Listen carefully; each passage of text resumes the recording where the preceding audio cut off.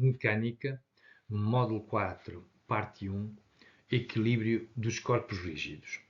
Este é um produto audiovisual da Unidade Curricular de Mecânica do curso de Licenciatura em Engenharia Civil da Escola Superior de Tecnologia do Barreiro, do Instituto Politécnico de Setúbal, lecionado por mim, João Vinagre, responsável pela Unidade Curricular.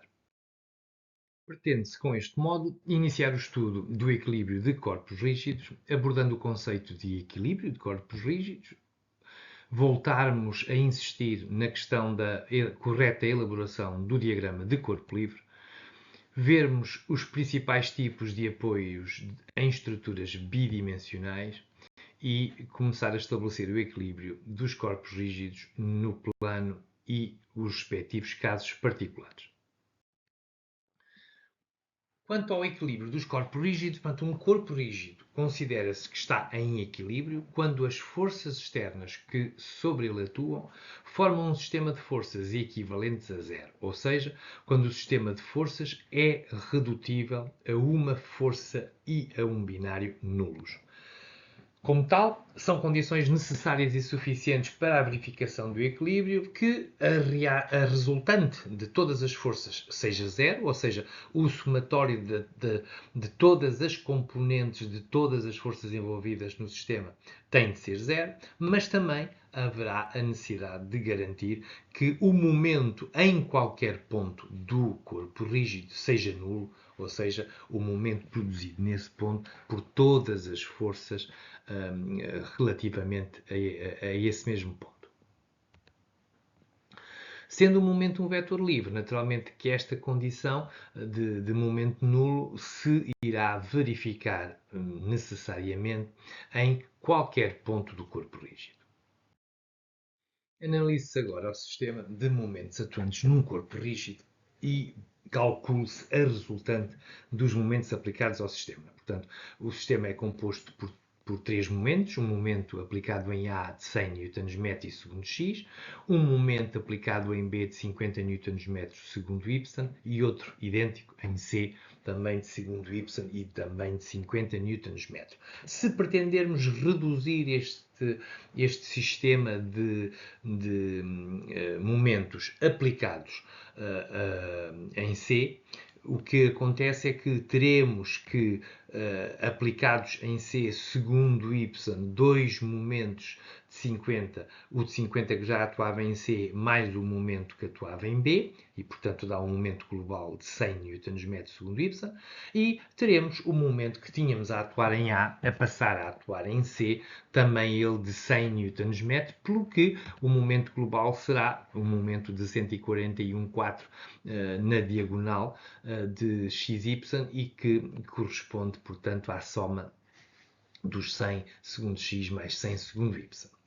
Se pretendemos calcular o momento resultante em B, o que verificamos é que, à semelhança do que acontecia em C, o momento em B segundo a vertical será o momento de 50 mais 50, o que atuava em C, mais o que atua em B, de 100, portanto, Nm segundo y, e o momento que atuava em A passa a atuar em B e também ele é de 100 Nm, pelo que também em B temos um momento global de 141,4 Nm, ou seja, sendo o momento um vetor livre, o seu efeito é igual em qualquer ponto do corpo rígido. E este é um aspecto que importa terem atenção. Portanto, quando se muda de localização um momento, não se altera o seu efeito.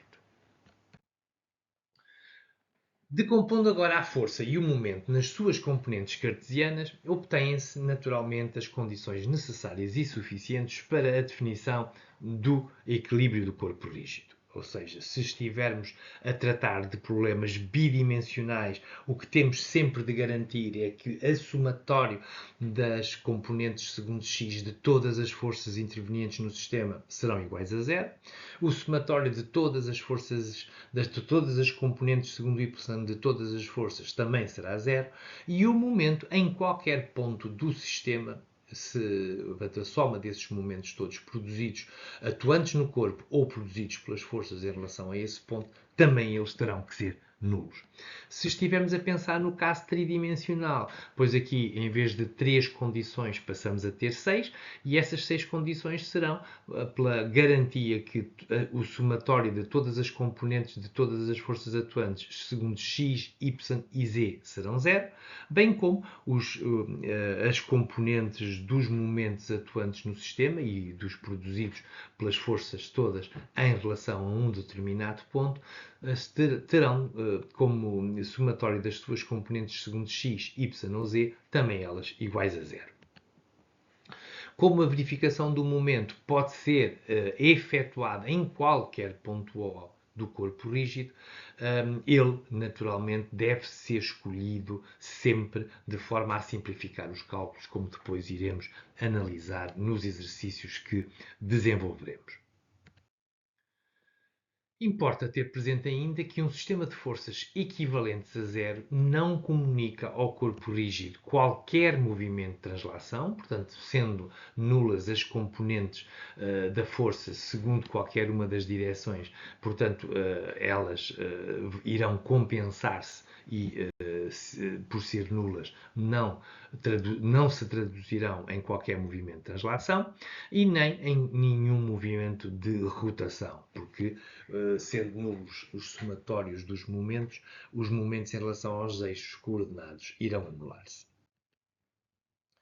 Passemos agora à questão do diagrama de corpo livre e refira-se que a verificação do equilíbrio de um corpo rígido é facilitada se for efetuada a partir de um esquema simplificado em que se identifiquem as forças atuantes, bem como a localização dos respectivos pontos de aplicação.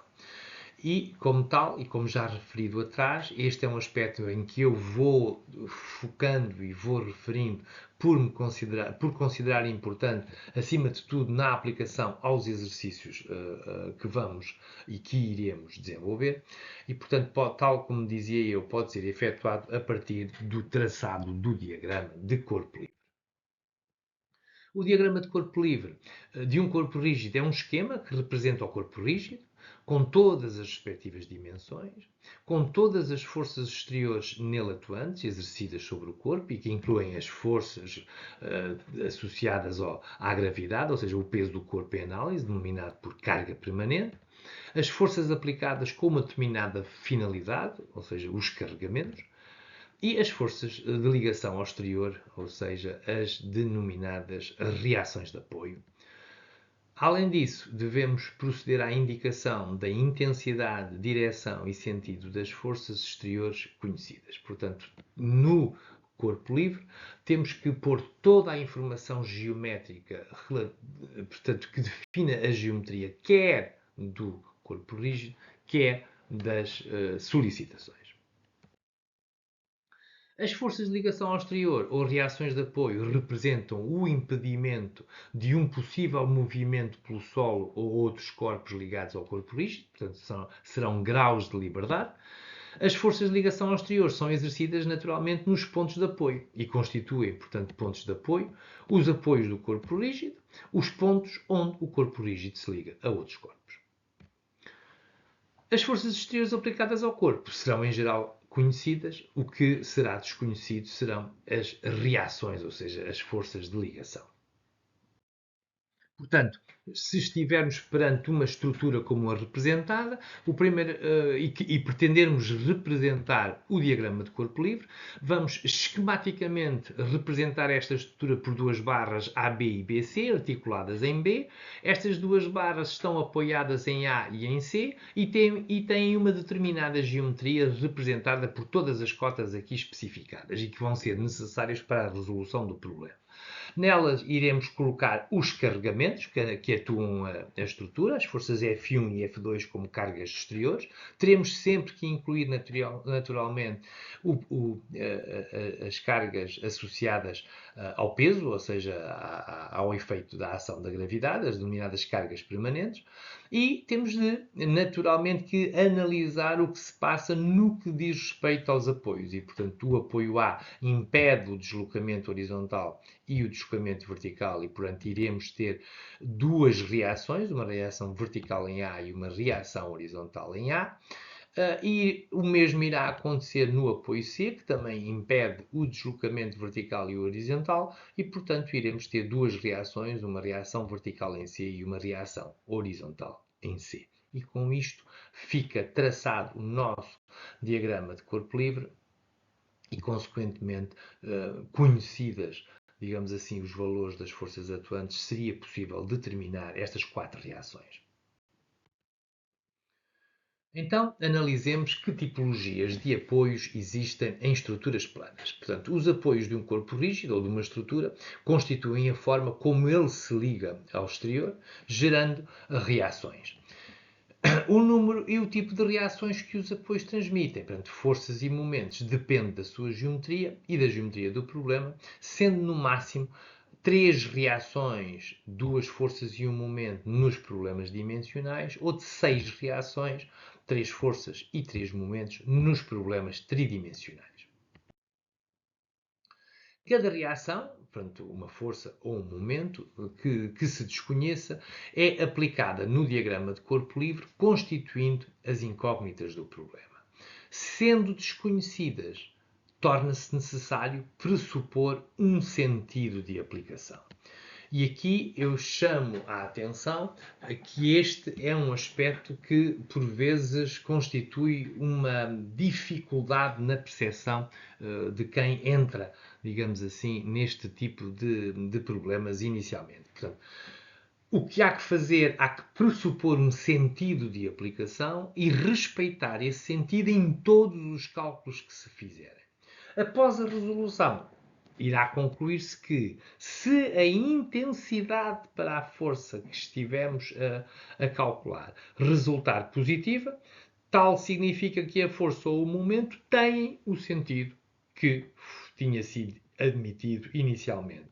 Se a intensidade resultar negativa, então o sentido será o oposto àquele que tinha sido admitido. Ou seja, se admitirmos uma força da esquerda para a direita e fizermos os cálculos e a intensidade de F resultar positiva, significa que a força é efetivamente da esquerda para a direita. Se a sua intensidade resultar negativa, significa que a força irá atuar da direita para a esquerda. Quanto aos tipos de apoios que existem em estruturas bidimensionais, basicamente são 4. Temos o apoio móvel, o apoio fixo, o encastramento e o encastramento deslizante. Analisemos agora cada um destes 4 tipos de apoio. Portanto, o apoio móvel envolve apenas uma incógnita, que é a intensidade de reação, sendo conhecida a sua linha de ação. Ou seja, conhecemos qual é a direção da força, não sabemos é a sua intensidade e sentido. E, portanto, o apoio é representado genericamente com esta tipologia, em que significa que o apoio tem 2 graus de liberdade, os deslocamentos na horizontal, neste caso, são permitidos, bem como é permitida a rotação da barra naquele apoio. Portanto, o único impedimento que existe é, neste caso, o impedimento no deslocamento vertical, embora o apoio possa ser horizontal e o que está impedido é o deslocamento horizontal ou inclinado. Exemplos de apoios móveis, temos um apoio com roletes, um apoio sobre uma roda que desliza no solo. Temos um apoio cilíndrico de uma barra, não é? sobre uma superfície. Temos um qualquer, digamos assim, apoio numa superfície lisa, sem atrito. E, portanto, é sempre uma força com uma linha de ação conhecida. Um cabo ou uma barra biarticulada ligados a um corpo rígido podem ser substituídos por uma única força de ligação com direção conhecida e intensidade desconhecida e, portanto, constituem também eles um apoio móvel.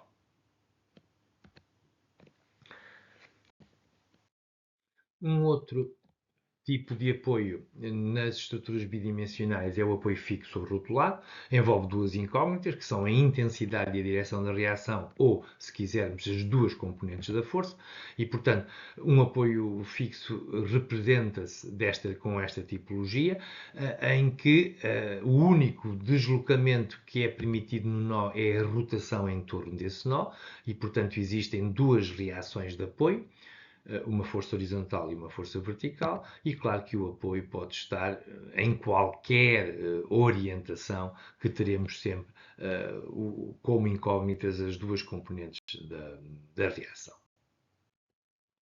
Exemplos de apoios rotulados, temos aqui este exemplo, uma articulação, duas reações também como um exemplo, ou então um apoio numa superfície rugosa, o que dá naturalmente componentes vertical e horizontal à força de reação. Uma barra com ligação articulada a um corpo rígido pode ser substituída por uma única força de ligação com direção e intensidade desconhecidas, ou seja, uma força com duas componentes e, consequentemente, a simulação de um apoio fixo.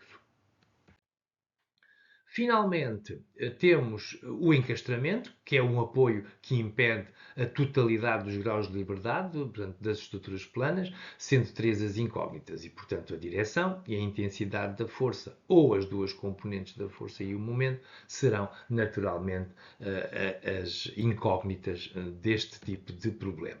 E, portanto, é representado por uma barra, portanto, apoiada de forma rígida, e teremos as três reações de apoio, as duas componentes da força, segundo x, segundo y, e o momento. E claro que o apoio, o encastramento, poderá estar representado em qualquer direção. Outra forma de representar ou de termos como apoio um encastramento será uma barra com uma ligação monolítica ao corpo rígido, vai poder ser substituída por uma força de ligação resultante com direção e intensidade desconhecidas e um momento, e, portanto, irá corresponder, para todos os efeitos, ao encastramento.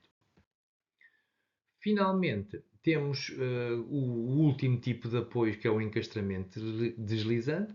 É um tipo de apoio que impede 2 graus de liberdade envolvendo duas incógnitas, que são a intensidade da reação com uma linha de ação conhecida e o momento, e, portanto, é representado desta forma. Portanto, temos como duas únicas incógnitas a reação de apoio, neste caso vertical, e o momento, que estará associado ao impedimento à rotação daquele apoio, e temos como único grau de liberdade, neste caso, o deslocamento lateral permitido. Claro que este apoio pode estar posicionado em qualquer direção. Portanto, em termos de resumo, são 4 os tipos de apoio das estruturas bidimensionais. O apoio móvel tem este tipo de representação, tem como impedimentos apenas neste caso uma reação vertical, e, portanto, terá apenas uma reação. O apoio fixo, que tem 2 impedimentos, terá, portanto, 2 reações. O encastramento deslizante, que também tem 2 restrições, uma força e um momento, tem 2 reações. E, finalmente, o encastramento ou o apoio rígido, que tem as 3 ligações e, consequentemente, tem 3 reações de apoio.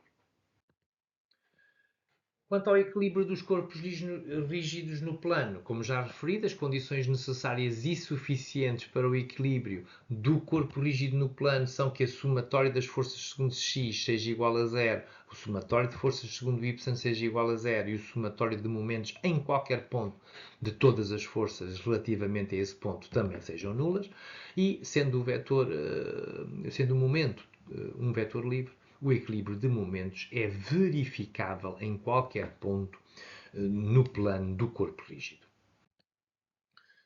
É possível substituir, e isto é importante que se diga, qualquer uma das equações de equilíbrio de forças, portanto, o somatório de Fx igual a 0, por uma equação de equilíbrio de momentos determinada noutro ponto qualquer, diferente dos pontos já utilizados, obviamente no plano do corpo rígido. Esta questão é importante porque por vezes a utilização de equilíbrio do momento noutro ponto facilita os cálculos e permite a obtenção com maior rapidez e celeridade e com menor esforço, portanto, das reações de apoio. Sendo três as equações de equilíbrio de um corpo rígido no plano, os problemas só poderão ter, no máximo, três incógnitas. As equações de equilíbrio são, portanto, em geral, utilizadas para determinar as reações de apoio. Apesar de, como eu ter afirmado atrás, portanto, uma estrutura plana tem 3 graus de liberdade, no entanto, um corpo rígido pode estar em equilíbrio se estiver apenas sujeito a duas forças. Naturalmente, essa situação só ocorre se as duas forças tiverem a mesma linha de ação, a mesma intensidade e sentidos opostos. Dou como exemplo, temos aqui um corpo que está sujeito a duas forças e ele naturalmente está em desequilíbrio. Este corpo continua em desequilíbrio e este corpo que tem duas forças iguais, com a mesma intensidade e sentidos opostos, atuando segundo a mesma linha de ação, pois obviamente estará em equilíbrio. Outro aspecto que convém referir é que um corpo submetido a três forças apenas estará em equilíbrio se essas linhas de ação das três forças forem concorrentes num ponto ou paralelas, condição que é naturalmente necessária, mas não suficiente. Portanto, se o corpo livre tiver apenas a atuação de três forças, estas três forças estarão em equilíbrio se passarem todas no mesmo ponto e, como tal, puderem ser adicionadas nesse ponto e a sua soma for nula. No corrente modo, iniciou-se o estudo do equilíbrio de corpos rígidos e foram abordados os tópicos seguintes, portanto, o conceito de equilíbrio de corpos rígidos, o diagrama de corpo livre, tipos de apoio em estruturas bidimensionais e terminamos com a análise do equilíbrio dos corpos rígidos no plano e a análise de uns casos particulares.